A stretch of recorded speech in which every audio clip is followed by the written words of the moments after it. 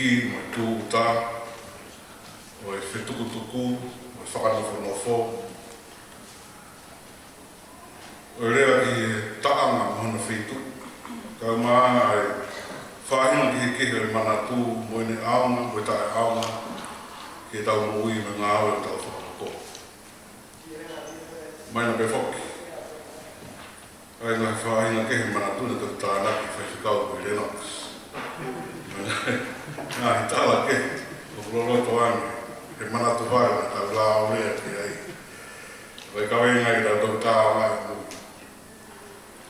E prama e pongpong ni, ai rea whahau ko sia. Te hokatu me kawenga tau, kai whamaunga e tau ngā ke seri mai o wahi wahiwa, res wha e whitu. O tōna e mawhena maari ki laua, malo, o tau e he suaiti, i te lau tū, o whanau kātua ki ai. Naka riri ura ki, Maitonu, riri ura one, New Revised Standard Version.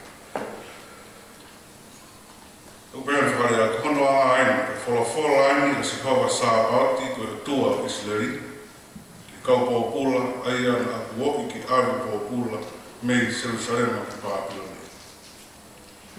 Mō langa whare, ana whai. O tō mō e tapu, o kai ana whua. Mau ua iwi, te whakatupu whānau tangata, mō whānau whiwhi. E mau ua iwi, maa ho mō whānau tangata, e anga mō whānau whiwhinea ke na nofo mō hau tangata. Nā whāre he whānau tangata me whānau whiwhine. Rea mō tupu i he potu koe nā o ua whakaau ki muri.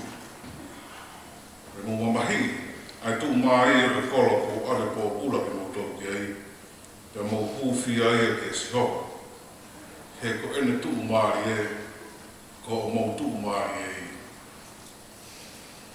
And forever Daniel, thus said the Lord of hosts, the God of Israel, to the whole community which I have exiled from Jerusalem to Babylon.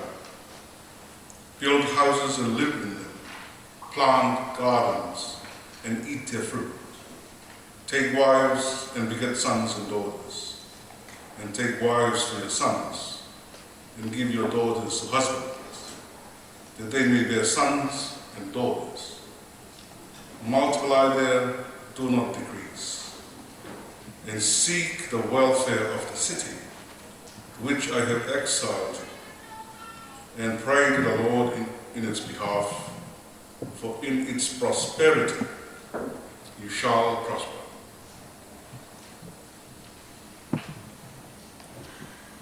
O whiria e konga koe me tohisire mai a koe hi,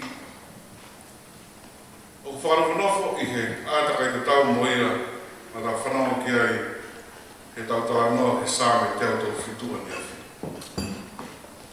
Ātakai o e whakahe, ātakai o mama me i api, ātakai o nefo pō pula i Pāpila. E ngana tau rea ki ai he tau tala noa he sāme te auto whitua. It was a situation of loss, of trauma, of displacement. Kau pō uri, awa whia, te amana inoa.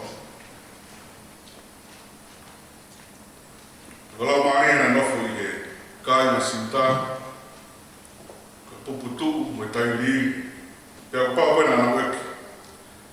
Hai pia ku hoko. I kai ka kai whiri ki tau tau ai o tua. Koe hako toa ai a kolo a whio ai a sino. O gai naha manaki ki kaha uu i kai. O gai naha whanga maari ki whoki ki api i kai. O whakatau ki whea whanonga koeni o tau whai. E pa sāme tau whitu koe re o ia i ihi. Ko nau pausia ai whakamāohi me ngāwe pōpua. Ko sere mai a maha wahiwa ves whāre whitu koe re o ia o e taha Nāne tukuanga ki nau tolu ki awa ki Pāpila. Ke re o ia siko. Aka sāme tā tolu whituko e re o i ka aina mo pōpula. Sāme ke sere mai o wahiko. Ke re o ia o tua o rotu ke ka aina wani mo pōpula. Ko ia whawhawhonga he ma potohi ai wakai kehe e ua ki e tōkonga ko ia i ka aina siuta. Ngā wakai kehe e ua i na whahe. E sāme te atol whitu u tau ngoa nāi lau maika, mamama. Whakawhisi mo tari teke. Ai mena o nā wau sia, i pot fo o nā tū tai. Ka ia sere mai a wahiwa. O kuhuki ki nā tolo i sikoa, ke whakanofo he potu ko ia, pe ala mai nā wapi. So in the Psalm, in Psalm 137, call is for exclusion, it's for non-conformity, and even violence. But in Jeremiah 29, it urges immersion, integration, and coexistence. E sāme te atolu whitu, kei whoke tokanga ki Saioni, whai kia manatu. Kaya sere mai a wahiwa, o kuuki e o tua e ka ina, ke whakamau e tokanga ke he potu unau ai ki Pāpila. Ai potu unau rotonga, whikuki ai mo ni ihina taki pōpula unau. So, Psalm 137 puts emphasis on the memory of Zion, their homeland. Jeremiah 29 encourages the building of new homes in the new host land, regardless of what happened. E sāme te atolu whitu, ko api, ko whakaukau api, ko potu ke manatu ke whoki ki ai. Ka ia sere mai a wahiwa, ko api ko potu o malawa ke langa i hawheitu. Api ko api ko potu o lawa ke malanga, ke langa i hawheitu pe o whauai, ai whehikitaki, o whai e whalakunga kai. Pea o i kai ka hapotu ia o tau ala whoki. So in Psalm 137, there's memory of home, and there's hope for return. In Jeremiah 29, people are encouraged to build their homes where they are. Because the idea of home in Jeremiah 29 is not a place of return. You can't go back home. And even if you get the chance of returning, home will no longer be the same. It will be a different place altogether.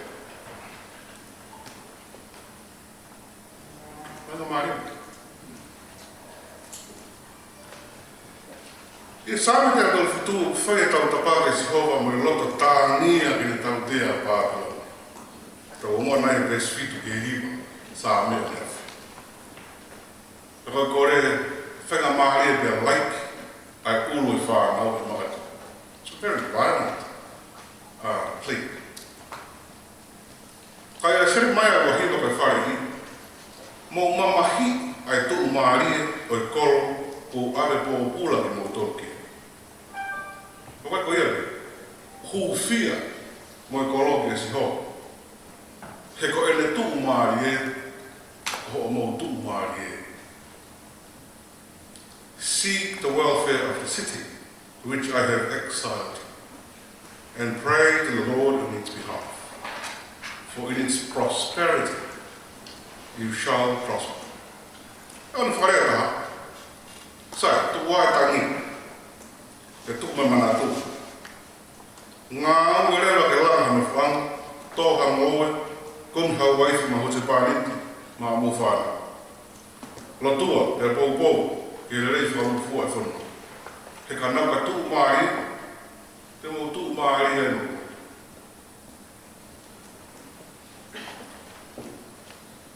Me mama se kau talaki he pala whita.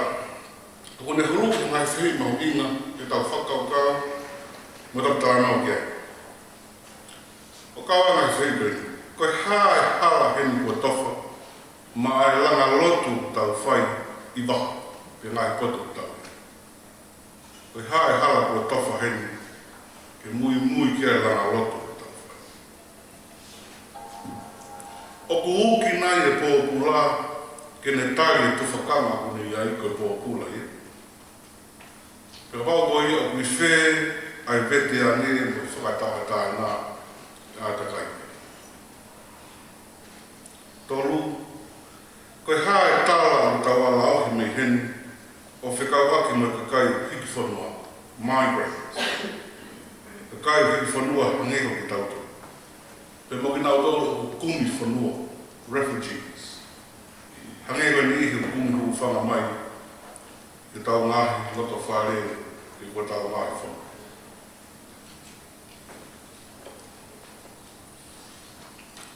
Wha koe hae ngawha he tau lotu, I ātakai hangeho koe ane whihanga ngai, me kau siuta au nofu I pātai. Pare veo lahi ngahi tai, ke tau la whai ki ngai whibe whotu. Ka ko whakawhi ki tau tolu ke tokanga ki hero whakau kau la lahi pēru. Ko ne lawa pē ia, whotu ma ngai whibe tau tānau pēru tau whibe mai. Laki oe whakau kau, koe whihikitaki, koe tau tala noa. Migration or mobility is our story. That's who we are. Migration is us. Koe ana e tau mo ui, o tau fōu he alunga a koe lākanga la lahi tō. Rock, koe hiki whanua, ua, koe kumi whanua, tolu, koe tau whanua. In English, departure, travel, and arrival. Hiki whanua, kumi whanua, tau whanua. And that's a never-ending cycle. Tau whakataka milo ai, ai tau whikitaka whai, e tau nui. Pēr tau tui kei pe kai, pēr tau ilo kei mu whakatanga pe kai, ka upehe ai tau whanua. Pepe tala e whahinga tau pe mui, kau ai ki tau tō whahinga tangata. Tau hiki, tau whanau, tau tūuta. Ka koe tūuta ka tō pe, au ki kai ngai takanga ia whanau. Ka matakanga ia, o whanau mai taka. So we depart, we travel, we arrive. But the point of arrival is also a point of departure. So we'd never settle. But most of the times we are buying into the illusion that we are settlers, we settle.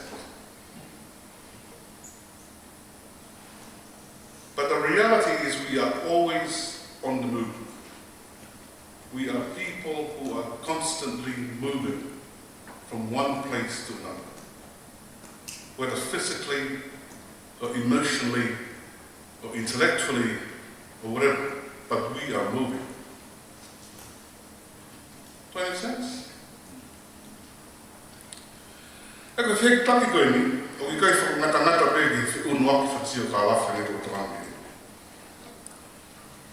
Ka whakahistoria ko hi tau hiki, from one time to another, he kuonga.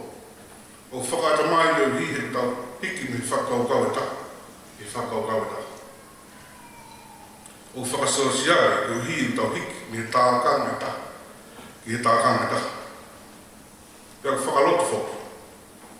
He tau hiki mi he whalokunga ka kai e taha, tui e taha, lotu e taha, he tākanga tui e taha. He whakatau he tui e tō lahi. He tau pili kimi e whai he moui, whai me moui koe ni he moui e taha, o marunga. O mi kai tuku, pia i kai ngata, e tau whiktaki. Kai ngata e tau whanunga, kai ngata e tau tuku. O tau toku taki taha hifo tau tolu, he tau mapasi tau pehe tau hifo. whanonga pēi le lue me pāse tau whanonga. So we hear tau washani. I'll get off. That's the point where I die. But the movement continues. O tau kehe mauhinga, o whae e tau hiki, ka koe tau tala, o tau whekitaki, o i kaitu.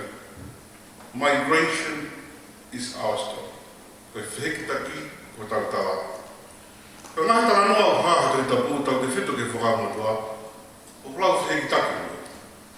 Koe tala o i kai, nā nau hiki, e kunu hūwhau. Koe tala o i kai, nā nau kunu, ki ha whanua wha opa, moha mōi wha. Koe tala o i kai, nā nau hopu ke tahi loa, ki wakai ha ngahi whainga maari wha opa. Koe tala o i kai, nā whekau i te hiki, neo moi nau tai whihiki. Koe tala o i kai, nā pau ke nau hiki, e koe potuna i ai nā whakapōpura, au nau kumi ki tawatā. I heu o whanga whekitaki koe, in the midst of those movements, we encounter something special, or someone special. E ko he tau whelong waki I he o wonga tau whekitaki, with the reality of a God who is also a migrant God.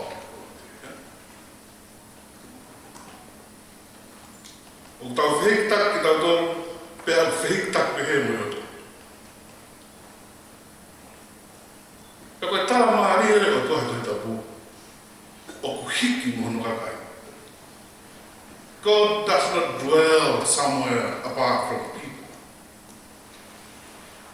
Ka tala o toa whekitaki ka toa hiki mohono kakai, o ku whanonga mohono kakai, o ku kumi whanua mohono kakai, o ku ne holoki kau a, mai kakai o kau ngā whanonga mo ia, o ku ne whakahivia kakai ke tari te kei e ngahi mawhai whakamaapi, o ku ne whakahivia kakai ke holoki e ngahi tuku whakaholo, o ku kai whakatuku mohui, o ku ne paki maa mohono kakai along the way, o ku ne nanofo mo e si taha I kakai. Pero huna tau kotu, the migrant God is willing to die and win life back for the migrant people. Mobility is holy, migration is holy, and the God we worship is also moving with us. Koe nāu mea, koe o toa whekitaki. Ka koe ā kenga ia ke mui ki ai, a ki tau tōru hiki whanua, kumi whanua, mo e whakaamu ke tau whanua. Ka ā kenga ia, ke mui ki ai langa loto ki tau whai, ki poto ki tau. Ke tonga koe ia, ka pau ke tau mui koe whekitaki ko kei naki. Ko where vai a api. Where potu, te tau ala kunoa ki ai, ko tau ngahi pare, te lau ia ko ati. Ko whea potu, e langa I tau potu. Peka tau hoka ki kau manoa, o Vetohange.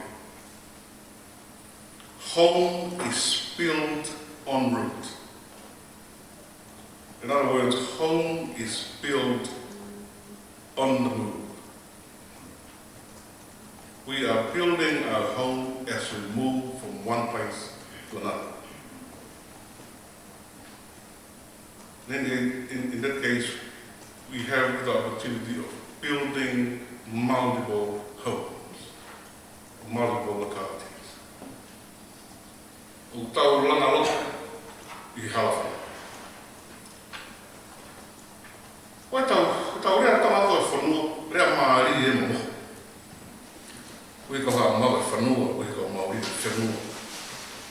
Kau whisiu e whanua. Tau ka inga I winga, rea mo whelarawe. A ko whelarawe ke eke hui ka toi e uhinga whanua, anai whakau o e langa api, mo e whihitaki. E wha. Raki. O tau rea ke whanua koe kere kere koe poto tau whita atu i ai koe whaka. Home is land. I mean, whanua is land. Or the dry ground.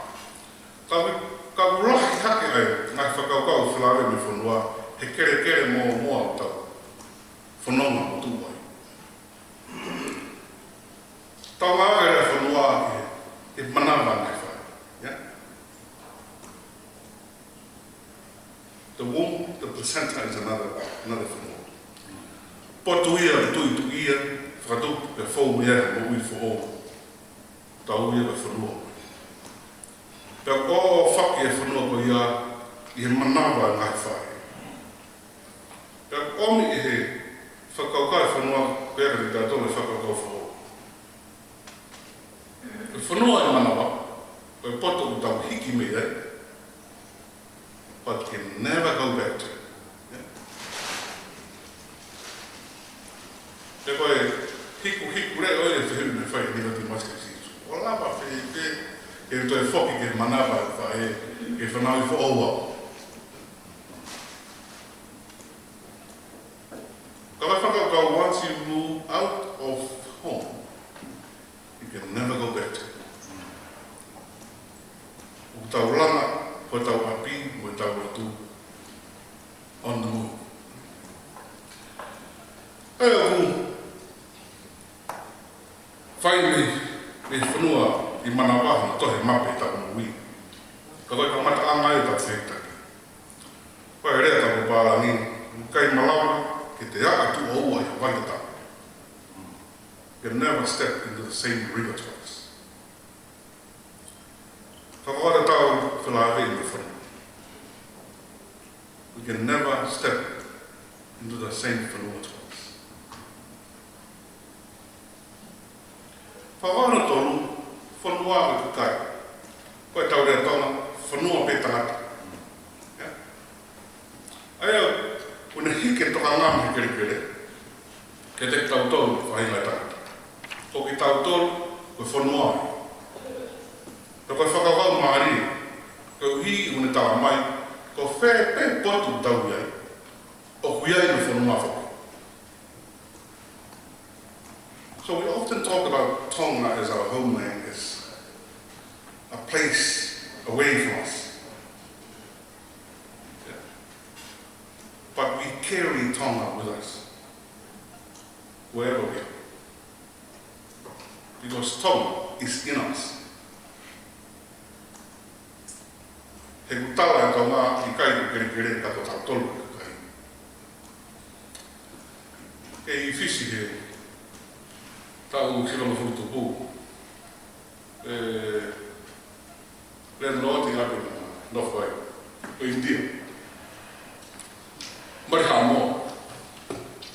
Ka whare ma whai kawa o tāku tāku. Ia sāki ha mō. Ta mai India. Wai tū ai hitu koto Samoa. I have Samoa in my house. Referring to his wife.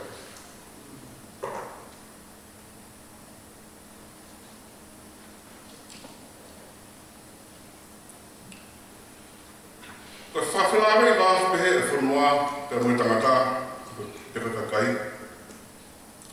Uhi ngai re mea kone uesia taha, ulawe aika. Ka uesia kakai, o uesia whanua. Ka uesia whanua, o uesia kakai. Ka whaasa whakaukau e whanua, e whanua ka maa lolo anga. Ka koe rea tau ngai ki whaitoka. Ma o kei whanua e tangata e. Ka whanua. Taui e pate o whae e te rio maa lolo. Ka whanua. Iena pehe o ka toi e whakaukau e whanua, ai whekitaki tau mui mei manawa ki tāna ki nā. Me whanaui ki pekere. But the cycle continues. And along the way, we build our homes one point or another. O tōna he kai whakaukau ko ia, ai o hirea o tau whai neka. tawa e whanua. Ways o tae. Ko hiki whanua e te tau hua, o tau tānoa ki ai. Leaving or departing from one land. Ko tau whanua, arriving, settling in another land. Ko lama whanua, building place a land. Ko whakakau, whanala kea, whire mea wahua.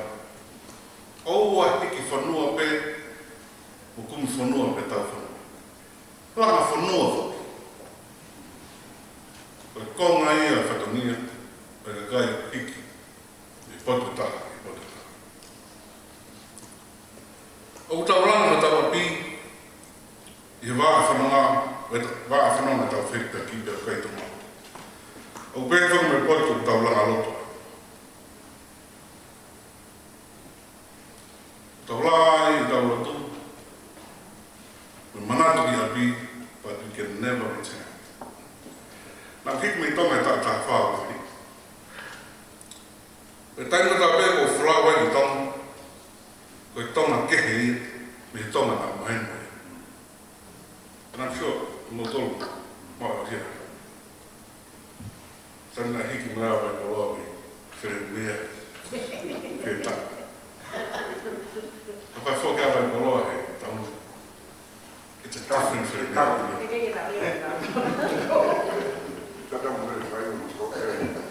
Nā moe kolo ne tūpai. Tangu tau neko whoka kolo ke. Strange, different people. Mana me ko hana un tolonga i reko ni lo haia rua o leko. Ai ke no ka kai ke no ta no. Pe kai ko pe ta pa lo to na mahen mo yo. O ya ma fai no tu he tai na ku ki. O ke mo yo. Ai pe lau fa no ko pa ko ke mana ke fok ke tona ta. Na ku hiki ne ta fa. Pe ko haka whianga e whakafoki, hoku kolo, o e lotu, o whakahoko, ki he kolo o e lotu e taka whāpua. That would be a useless endeavour. A kai pōre e tau whianga ngai moe he langa lotu tau whai, ngā whaitu ke he kehe tau ngāwe. Ko he tau whainga he tai ngā, ke langa e lotu, o whakate whito, he lotu ngā tau ilo i tonga, he taipi ngā tau hike ni tonga. Isn't it? I mean, even like how we done in the 70s, another movie, they always try to replicate, have had a lot of them around the movie according to a lot of done in the 70s. That won't work. When even I hit Kimi Mai, now if you have a lot of fire around me, you don't know what you know. That's a different place. It's a strange world altogether.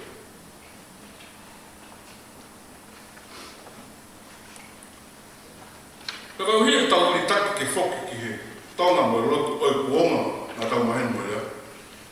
Mea ewa tau brane, a pulu e tau ngāwe, pe whihu whake e tau ngāwe rima. Aka pare o whai e sāme e wheremea o hewa kumongi. Langa, ka tau papi me tau rotu, ke potu tau e hei. Whengawa e haki me kakai e tau e hei. Pou ke whanua o tau e hei. To i ke tau inasi. Whainga Māria mo e rei, i taime whainga Māria mo e rei ai whanua o tau. Ka ko mai a ngā au whainga Slani e whakau se a, ina tole ka whakau kūre.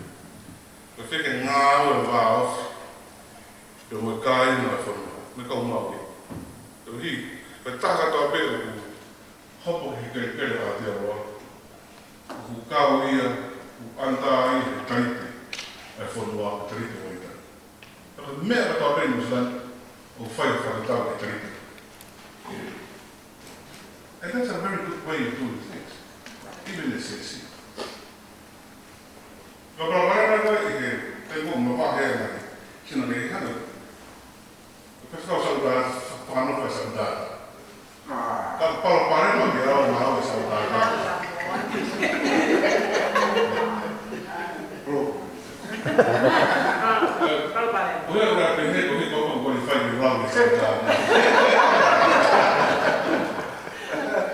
Palapara maa o hi o te eke lava e sa'u tātā here, Australia, and the US.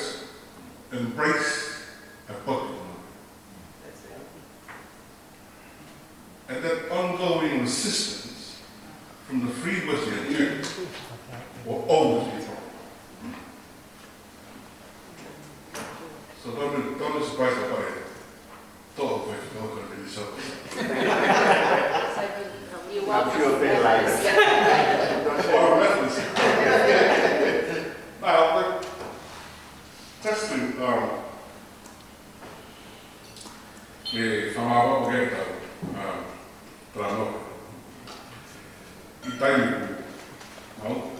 So kalau haka mea tau wala whai tawake le rei ngaki tu, o tau ngā loka. Mea tau wala whakatafu.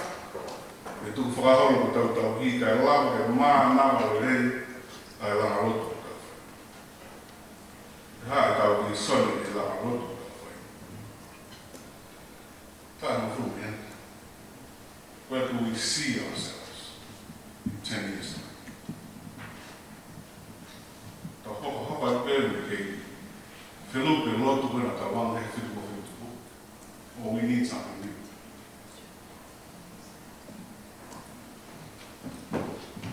So koe ua ni mai ni te tātaha. Kai lawa tau ni te wano, a whitu ko whitu tai ni. Bring it back.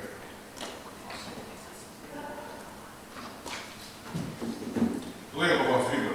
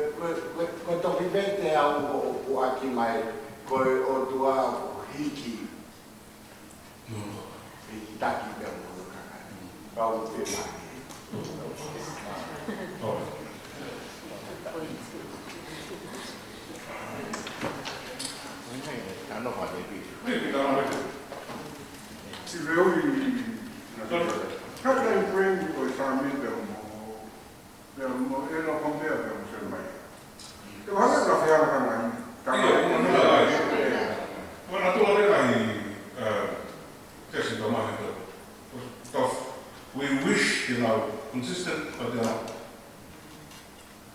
I even text out a colleague in the same era. They are conflicting like this one. I don't really see that those sexes conflicting, or they are complementary. Maybe my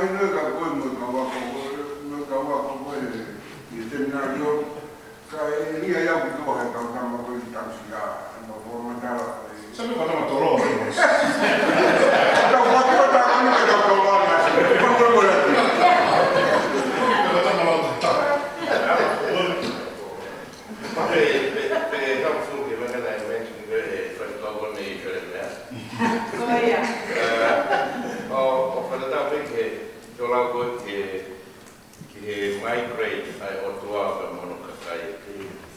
Berlin che quando stati da fare autopsie quando cadere si da lavorare che erano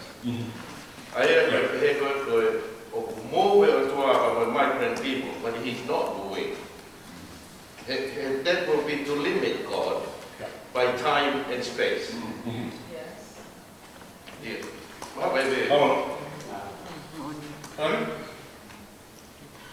Katak bena sili ko talamai koe this is our story, koe migration is our story. Koe who's us? Who are the we? O kau katoa pe my host community, society. He koe pahinga pokia na tolu koe ke na te hang tolu acknowledge their migrant status, Exactly. Ko lahi poke palo pale ma na pe na tolu. I mean, o kau ngai friend palanga kuia I Australia mo at western countries. they've lived in the same place their whole life. Their mate for you know, their home bekoya. I mean, some of the ministers here will know, some of their parishioners. You know. But that's only a section of the people in the host society who thinks that they're not migrants. The whole majority of them do not recognize their migrant status. Oh yeah. So, when if your skin is white, you're not a migrant. Although you just moved in yesterday. Because I'm a migrant. Yeah, exactly. And if you are working, if you're coming from Tonga, you are called a migrant worker. About the Tamapa, you are called an expat. Me out here from a Galvin, good, my career. Big out. I have a right. So I come out for a whole day to go to claim settlement is an illusion. No, nobody said. Unless you are a colonial person who claims to be a settler. But the idea of settlement is a colonial idea.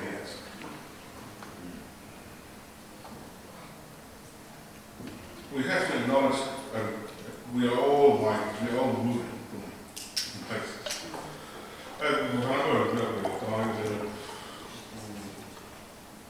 Whether you believe it or not, our white friends, or to again talk here, a reality.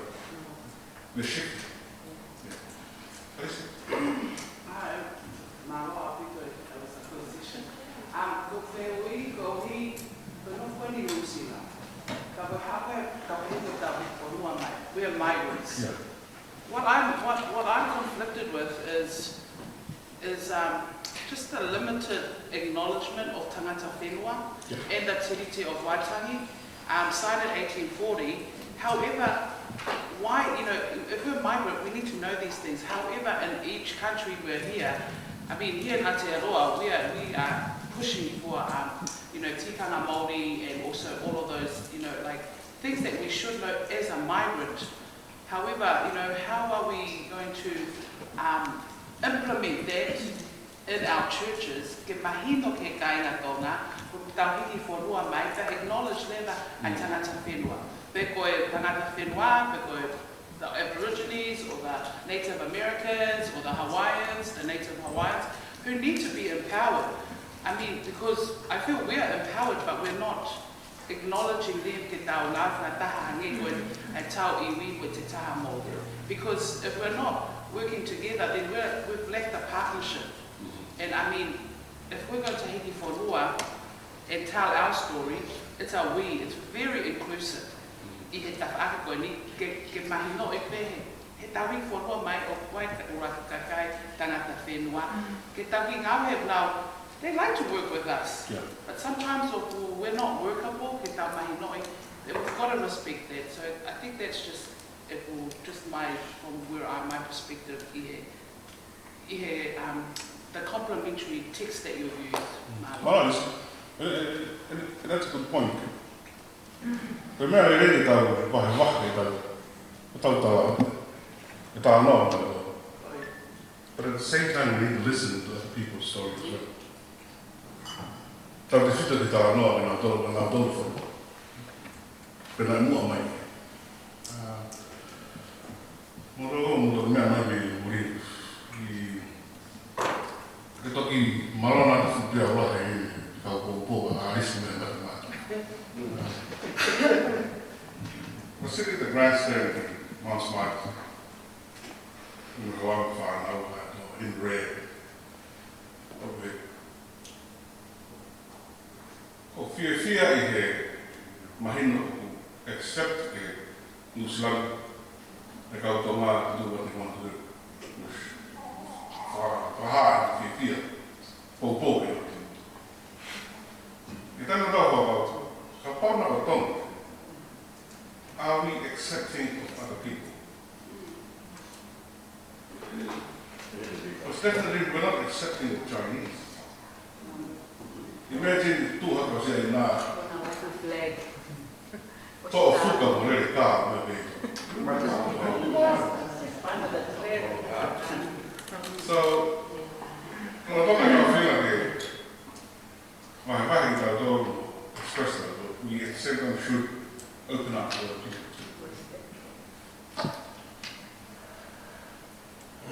Oku tautu to da be o lere manatu. E kano a mo koto hi ki he mai. Ka i he tu wana ko e whanau mo usio. Ko e potua ia o kai ki ngata pe i ne ngau e ka mai ko e ka ngau e pe i pe kukoto. Unga he kautano da ko ka hit for no mai ki muri. But within Tonga there is a migrant within the society in Tonga. Eu que tava com uma That's why they are not the same when you go back. Yeah. Because God is working with Other people. never like kind of gang for racism, they get what they do.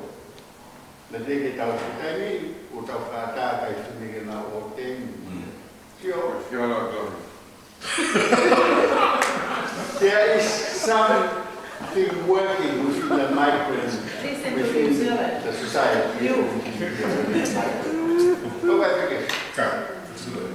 I just want to share something very personal to me, and it's okay however you take it.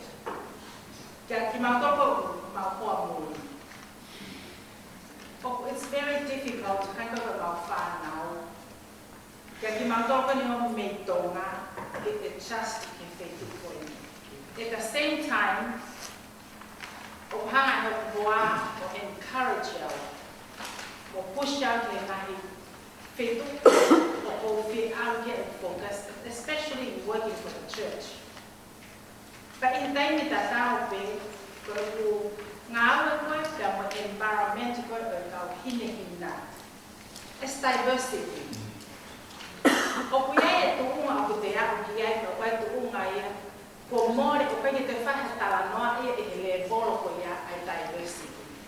So here I am from the background of push up the hinehina, the what we have or what we group what the hinehina. Go hang it for what go if the diversity dies right there. We don't even talk about the diversity get push it like it out.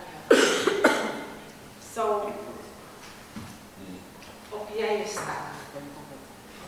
It's not straightforward. It's not. So, Wa taimi o ku ata e migration ko fonga ia o invasion ke ta invaded a fono o ola le ki tonga o mai ke there ti fa fo ki tonga ando sai na ke ka kai huang ka te ube e ke hea me ta huang ka kai superior kai tu mari ko ke huang ha masiva tonga. And the power came to Tonga, totally different. With the migration, the massive component of war. What has sense he for no go from Malo? Hello, for our coexistence from Malo. Utano, when he come out to go to the what they like. Usina famalo na wa Catarina me. Ako what pesa sa Catarina me ako ay kulot pe. Acknowledge sa pong Sabado. Ko fuluai na famalo ni. Que tau fai ko fa mo ni ke otua.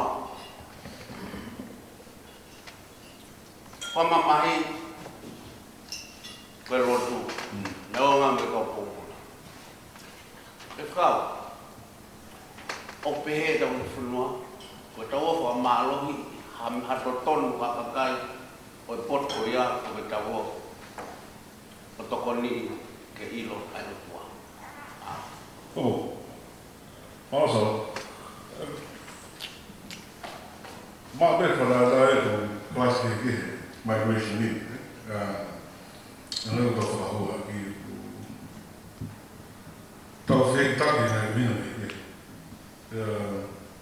Ko me mai na ko ki ko tala mai ko ni. Pitaki. Una tala no migration as if they never migrate anywhere else. Aka kola migration la hitaka. The historia ko pitaki. How settlers Africa, I thought, because they have migrated. And in most cases, falsely. But there's another case I see here. No, discovering terror numbers. Put the government on there, and I've seen the put Putting on more, I don't although they are people. So, you go and call them. Fake that go for you from now. You time or call me see in the 5 years. And that's what happened. He time me calling me out on the life on Israel. Christianity became the running dog of colonization. And it's a dark history of the church.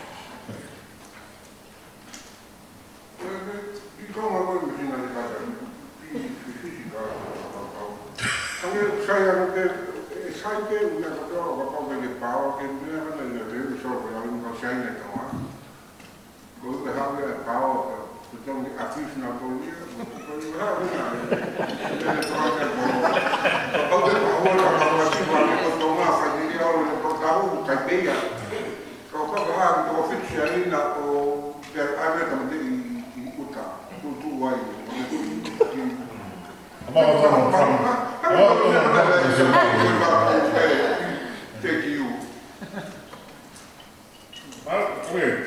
I don't know yet. I got to go out of the city. Well, not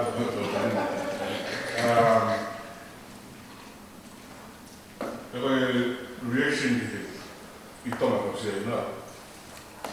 What about them like? Oh, I'm that me. When say, I follow.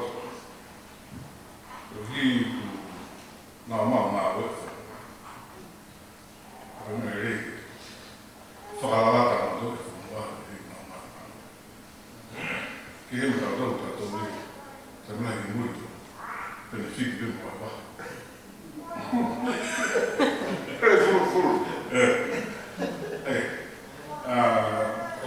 Ma tentavamo a mettere un po' riesci.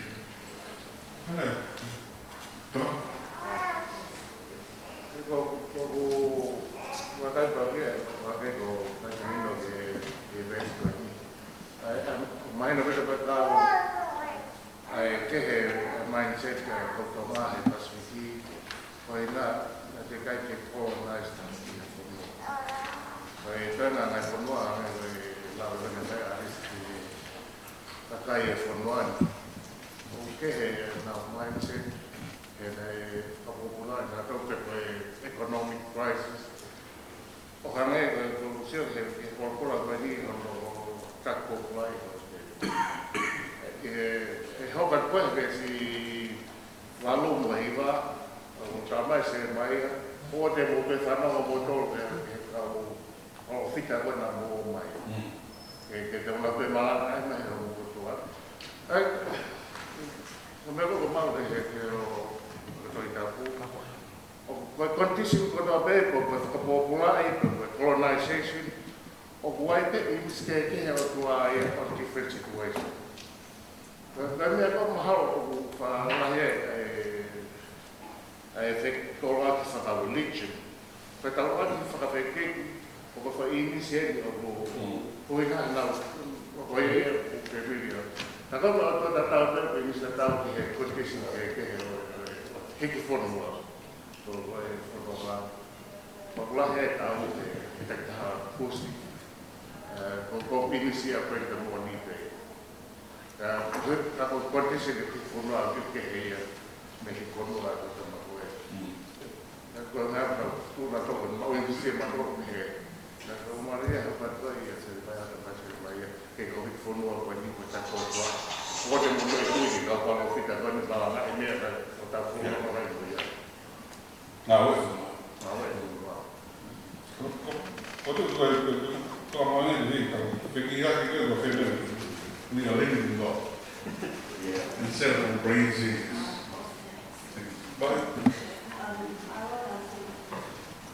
when we talk about migration in the Bible, when we talk about generations, so without him that God in Chile, I'm talking from after those 20 years, over 40 something years now, the reality is our people are really safe within the church. When they step outside our church communities, it's a different story. And so, if you could go back to a slide, if we talk about our children, when I ask my children who are all New Zealand born, where do you come from? They say Tonga. They're proud when the rugby's on, they're proud to be Mate Matonga. When the World Cup was on and they played the All Blacks, they chose to be Tonga. Yeah? So there's a conflict within themselves in terms of that because our religion is so traditional and so immersed in our Tongan culture, they don't claim being children of Aotearoa.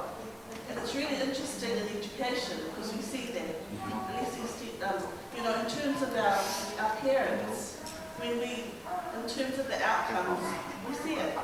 We still bring all of that mentality to Midonga, the high trust in the schooling system that the school will teach our children. That majority, we've got there are parents that can challenge, but we're still in that trust. And we still bring the mentality from Tonga to our migrant lands. So, there's a big shift required to help in our lava prosper. But our children, and even if we talk about Tāngata Whenua, our children need to claim that they're children of Aotearoa. We've lived here over half a century. When will that transition occur for them?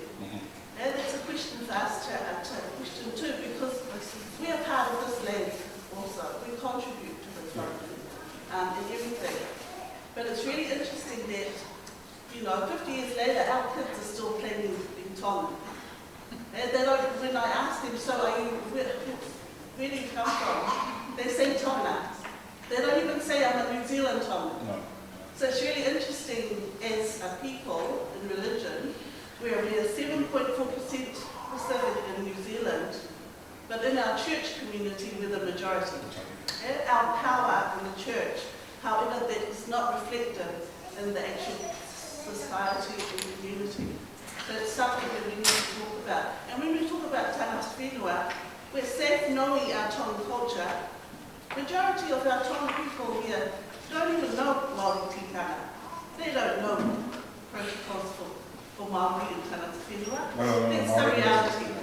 Unless you're in in work, or you're part of that community, so it's something to be aware of in terms of politics. Alright.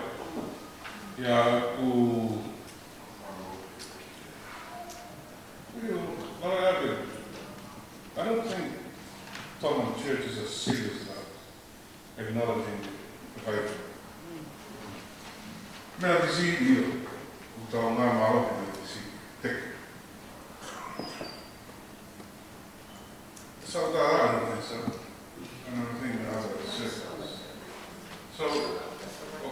I think that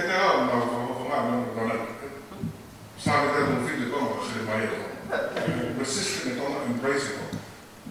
The form of the game will be detected.